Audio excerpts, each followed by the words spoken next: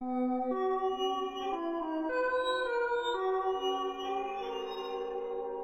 there. In this episode, a top 11 list, future classic keyboards. In a comment, someone suggested this list, and I'm paraphrasing. They wanted me to create a list of keyboards that are not considered classics now, but will be considered classics 10, 20, 30 years from now. I thought this would be a cool list to create, so thanks again to the person for suggesting this list. I decided to limit this list to keyboards and sound modules, and I think they're mostly keyboards in this list. At a later date, I'll probably do other gear if this is a popular episode. On that later list, it will be a mix of preamps, compressors, mixers, effects devices, etc. I want to be clear that this is a list, not the list. There could certainly be debate about my choices, and I'd like to hear from you. With only 11 slots, there are also plenty of keyboards that didn't get entered onto this list and are worthy. They will probably make it onto a future list. Coming up with this first list wasn't easy. It's certainly easy to throw 11 keyboards into a list, but defending your choices with solid logic in front of serious musicians on YouTube is a major undertaking. I started by analyzing why we consider certain keyboards and sound modules classic at this time.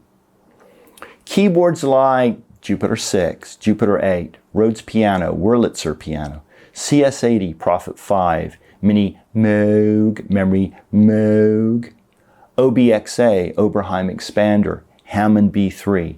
Most people wouldn't argue with a lot of those choices as being current classics. So how do you come up with future classics? I came up with a set of criteria by analyzing current classics. Number one, most of these units, if not all of them, are rare because not a lot of units were made. Number two, they were made in the 70s and 80s, so they are 40 to 50 years old. Number three, most of them are analog synthesizers because that's just the era they came from. Number four, they were expensive to purchase when they were new. A Prophet 5 in today's money is something like $18,000. That's crazy. Number five, now these revered synths cost more than or close to their original purchase price, sometimes many multiples of their original purchase price.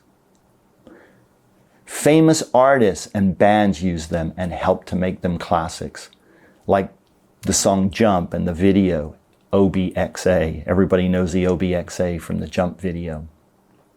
Lastly, they are surrounded by synth lore. A majority of keyboardists think of them as very desirable, and a host of reasons beyond what I've just said. Essentially, we put them up on a pedestal. At the end of this list, I'm also going to give you two additional short lists. The first supplemental list will be a list of example keyboards that I don't think will be classics in 100 years, let alone 30 years from now. Maybe 1,000 years, but I'll tell you why. The second supplemental list will be a list of example keyboards that may already have some classic status, but will never rise to the level of a CS80, Jupiter 8, B3, or an OBXA. All right, here's the list. Number 11, Ensoniq ESQ1. I can see the ESQ1 getting to synth classic status. It's certainly an 80s synth, but beyond that, I don't think it has that status right now. It deserves to be on the list as an affordable, leading 80s wavetable synthesizer. 20 years from now, some famous musician might want to have some classic synths in their studio. These keyboards won't necessarily be workhorses. They will be conversational pieces and gear they feel nostalgic about, like a lot of us do. It's why I still have a lot of my gear that takes up space but doesn't get used much because I have better tech. Finding one with a working display might be tough, and I mean 30 years from now, but I do think the Ensoniq ESQ1 synthesizer is destined to be a classic. Some folks may ask why I didn't choose the SQ80. It's a very much improved version of the ESQ1.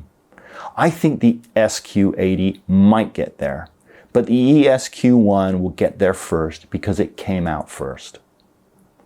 Number 10, Prophet VS.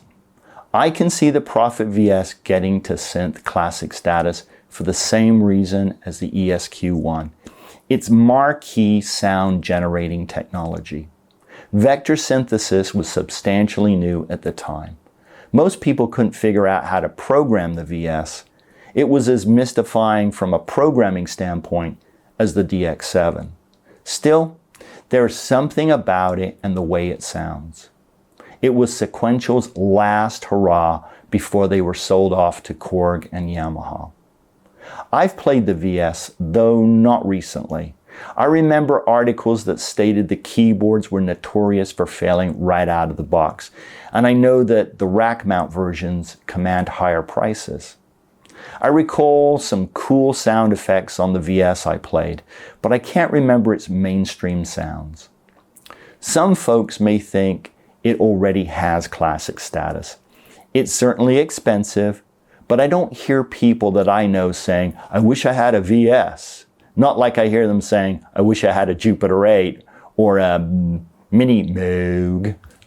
Anyway, number 9. This is a rare synth, Kawai SX240. Many people aren't familiar with the SX240. Only about 1,000 units were made. That's rare.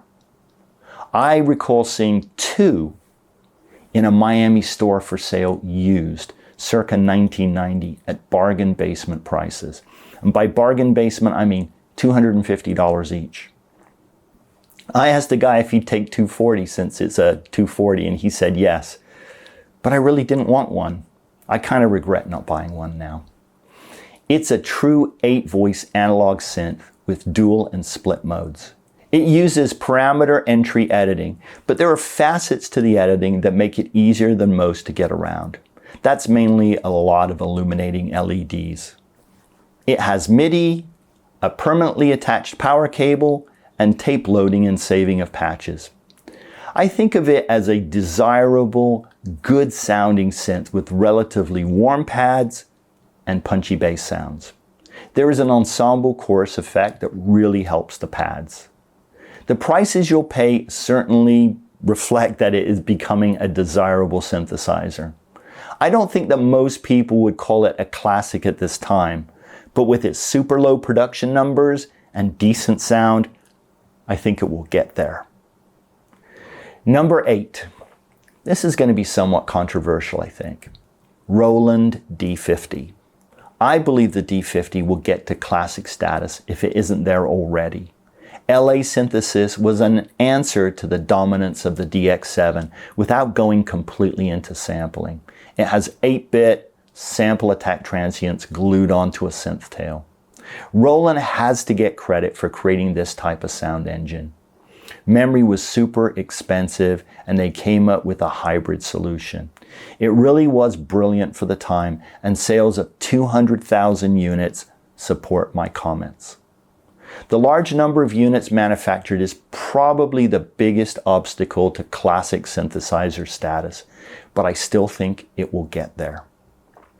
There are only a handful of keyboards from the 80s that aficionados can quote you patch names, and the D50 is one of them. How about Digital Native Dance? How about Wavesong? Wait a minute, Wavesong isn't from the D50? No, it's from the next keyboard. Number 7, Korg WaveStation. The original WaveStation came out in 1990, so at least I'm not talking about another 80s keyboard. It's not as cool as it was in 1990, but wave sequencing is still cool. The ever-evolving pads and rhythmic sequences made the WaveStation popular, but it wasn't necessarily a big hit outside of pro studios. Most people would probably have opted for an M1, which is a workstation and has drums and piano sounds, which the original WaveStation did not have. Of course, the WaveStation EX upgrade added piano and drum sounds. and the two rack mount units, the SR and the AD, both have piano and drum sounds. Only 14,000 wave station keyboards were made. Compare that to the 250,000 M1s, 50,000 ESQ1s, 40,000 Juno 106s, and 30,000 Poly 6s. That makes the wave station keyboard somewhat rare. It's similar in production numbers to the Mini Moog, which has 13,000 units manufactured. Scarcity is a factor, but of course it's not the only factor. Based on its low production numbers, it being the first device with Korg wave sequencing, it's going to be a classic one day if it's not already. Number 6, EDP Wasp. If you're not familiar with EDP, Electronic Dream Plant was a British synthesizer company known for 2 keyboards and a sequencer. The sequencer was the Spider. The keyboards were the Wasp and the Gnat. They were also notorious for being the least reliable keyboards on the planet. I'm not sure how many were made, but I remember a Keyboard Magazine article talking about how many of them were returned to the factory due to failure. Essentially, the factory became an elephant graveyard for EDP products. I knew a guy a long time ago who had a Wasp, which he used exclusively to make weird sounds, and I thought it sounded very cool. If you have one in good condition that still works, it should one day be recognized as a classic, if it isn't already a classic. It's also probably pretty valuable, as you rarely see them anymore up for sale. The hard part is having one that still works. Number 5, Korg DSS-1. It wasn't an easy decision to include this keyboard. I had a massive list of units to pull from. So why the DSS-1? Why did it make the list? Here's why. The definition of what makes a unit a classic keyboard is complicated. I talked about my criteria at the beginning of this episode.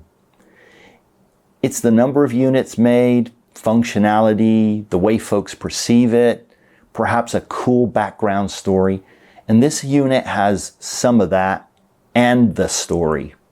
Some people may not know that the Korg DSS-1 is a sampler. As far as I know, it's the only dedicated keyboard sampler Korg made in the 80s. Korg didn't put sampling on a keyboard device again until the Triton came out at the end of the 90s. Why is that? Everyone else was into sampling, why not Korg?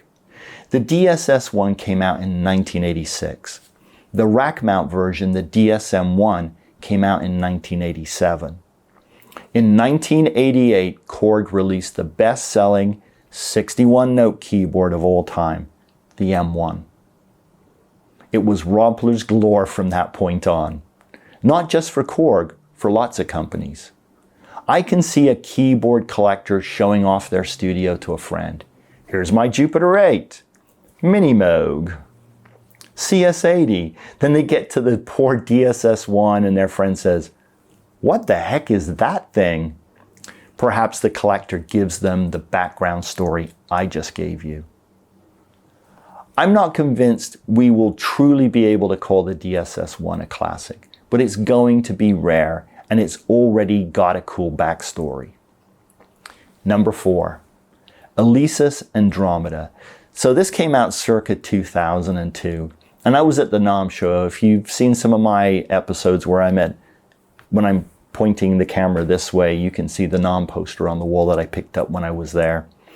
This synthesizer is often billed as being a 100% analog synth, but it's really an analog sound generating synth with a ton of digital assistance under the hood. It has 16 voices with 2 DCOs per voice, plus analog filters. If you want to have an all analog path, you got to turn off the effects. It has a nice big display and lots of knobs and buttons for control. 8 soft knobs and 8 soft buttons are directly associated with the display to aid with editing. Like I said, I've played the Andromeda and I've always thought of it as a very nice synthesizer with very good specs and sound. There was a time when I wanted one. I was always envious of the massive ribbon controller, which is about 20 inches long, and it's only equaled by the Yamaha CS80. With other comparisons to the CS80, the Alesis has a ton of controls. I've never actually counted them, but I know there are over 70 knobs, and I believe there are over 100 buttons. That's good and bad. You want to have a lot of control, but every physical control is another point of potential failure. And I'm not sure how easy it is to get parts for this old synthesizer. I'm not sure if the Alesis A6 was the start of true analog rebirth, but 2002 has to be pretty close to that rebirth. They certainly did it in an epic way with the A6. I believe that one day it will have classic status. Number 3, another controversial one, Yamaha DX7. I have other episodes on the DX7. I refer to it in those other episodes as a classic 80s synthesizer, though I don't think a lot of people look at it that way. If that is accurate, I think the DX7 will get to classic status if it doesn't already have it. If you were a keyboard player in the 80s like I was and witnessed the DX7 delivering the death knell to analog synthesizers, you might have the same appreciation that I have for the DX7. In the 80s, the DX7 was on hundreds of hit songs, maybe thousands. Starting in 1983, it was hard to find a ballad that didn't use the DX7 EP patch. There are lots of innovations on the DX7 and some omissions as well. Naming patches was cool, but it had no effects.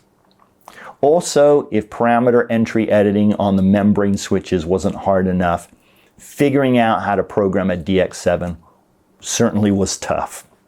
I believe the biggest barrier to classic status for the DX7 is the huge number of units made. That's 160,000, and I don't believe that number includes the 2 series. Prices on the DX7 have been held down by the huge production numbers, but it's still going to get there, and prices and availability are starting to show that. They've been edging up. Let me add that the DX5 will get there ahead of the DX7 if it's not already there. Also, I believe the DX1 is already there, and the recent $40,000 plus price tags you see on them speaks volumes. Number 2, you probably knew this was coming, Akai AX80. I know I fly the banner a lot for the poor Akai AX80. I believe I have good reason to do so. The prices around the world are starting to support my love for the AX80. I was a huge supporter of the AX80 from day one. I purchased one brand new in 1985. I don't think it's a classic at this point right now. I don't think people consider it a classic. But in maybe as few as 10 years, I think it's going to check a lot more boxes. It's pretty rare and people are starting to feel a desire for it. It may take it crossing into nosebleed price territory, like the Jupiters and others, for it to get classic status.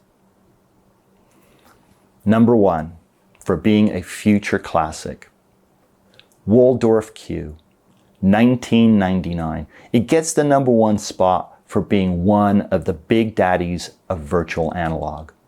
I can't think of any other VA synth that has the sound, programming flexibility, and more front panel controls than the Q. The Yamaha AN1X and the Nord Lead get an honorable mention, but I believe that Waldorf did it better, though not immediately. When the Q was released, its operating system was a work in progress, and it was around about this time, towards the end of the 90s, start of 2000, when manufacturers realized they could push out half-baked products and then allow you to download updated operating systems. It was kind of a bad thing, and I had to deal with that with my Sony FS7 camera, and that was very annoying. A lot of early adopters may have been frustrated by the OS, but I think most of them hung in there. A lot of people saw Waldorf at the time as Daniel versus Goliath, and Goliath being the big three, Korg, Roland, and Yamaha. I believe a lot of musicians wanted Waldorf to succeed. Everyone loves the underdog. Interestingly, like some of the coveted classic synth manufacturers of the 70s and 80s, Waldorf failed as a company and then came back again. They have that in common with Dave Smith / Sequential Circuits, Moog, and more modernly, Alesis. If I had to be critical of the Q, other than the early release and ever-evolving OS, it would be the display. 2 lines of 16 characters on a device released at the end of the 90s is unforgivable. It's a fairly complex machine to operate, and a larger display would have gone a long way to help. I own 2 micro Qs, but I never owned a Q. I've played a Q on several occasions, and I've always enjoyed how drippingly wet the filters can be. The micro Q has some of that goodness too. A decade or so ago, I thought about buying a Q, but I purchased 2 micro Qs instead because they were more affordable.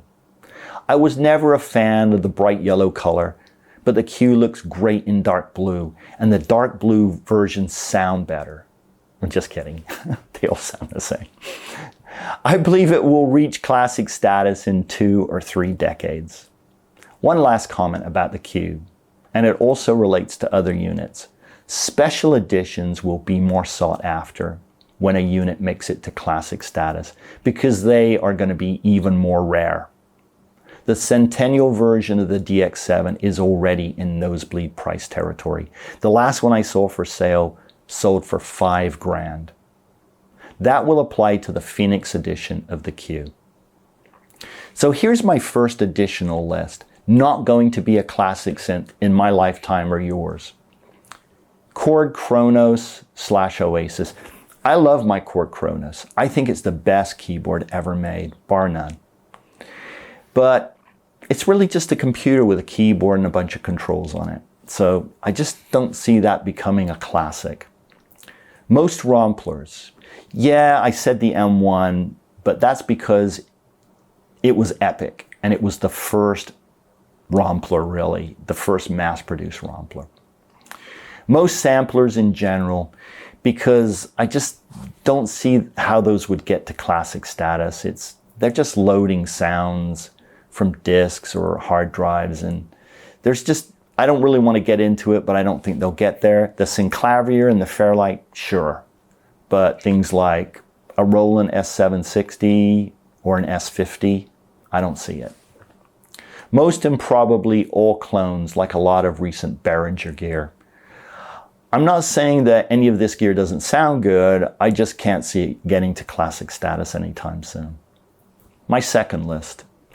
Almost classics and ones that will get there but will never have super duper status, not like a CS80 or a Jupiter 8.